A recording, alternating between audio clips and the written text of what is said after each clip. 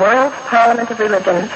Ladies and gentlemen, welcome to the afternoon session of the opening day today, the 11th of September, 1893.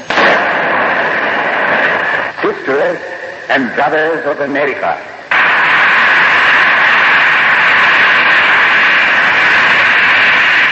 it fills my heart with joy unspeakable to rise in response to the warm and cordial welcome which you have given us.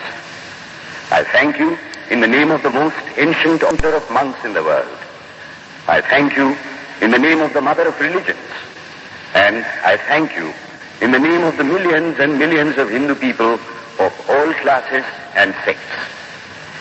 My thanks also to some of the speakers on this platform who, referring to the delegates from the Orient, have told you that these men from far-off nations may well claim the honor of bearing to different lands the idea of toleration. I am proud to belong to a religion which has taught the world both tolerance and universal acceptance. We believe not only in universal toleration, but we accept all religions as true. I am proud to belong to a nation which has sheltered the persecuted and the refugees of all religions and all nations of the earth. I am proud to tell you that we have gathered in our bosom the purest remnant of the Israelites who came to southern India and took refuge with us in the very year in which their holy temple was shattered to pieces by Roman tyranny.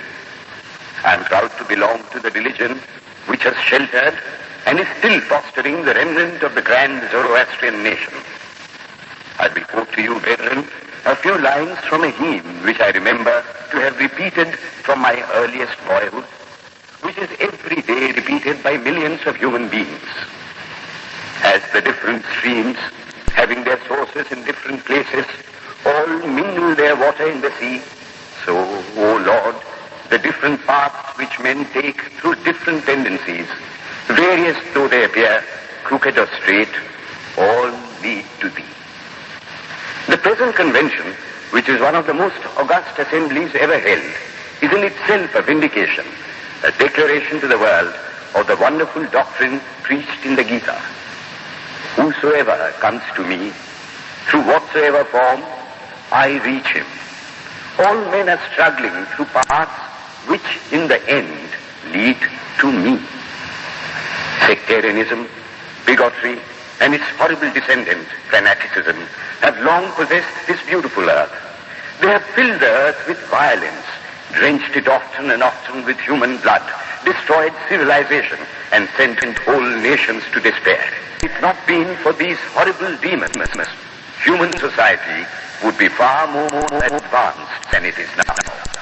But their time is come, and I fervently hope that the bell that tolled this morning in honor of this convention may be the death knell of all fanaticism, of all persecutions with the sword or with the pen, and of all uncharitable feelings between persons wending their way to the same goal.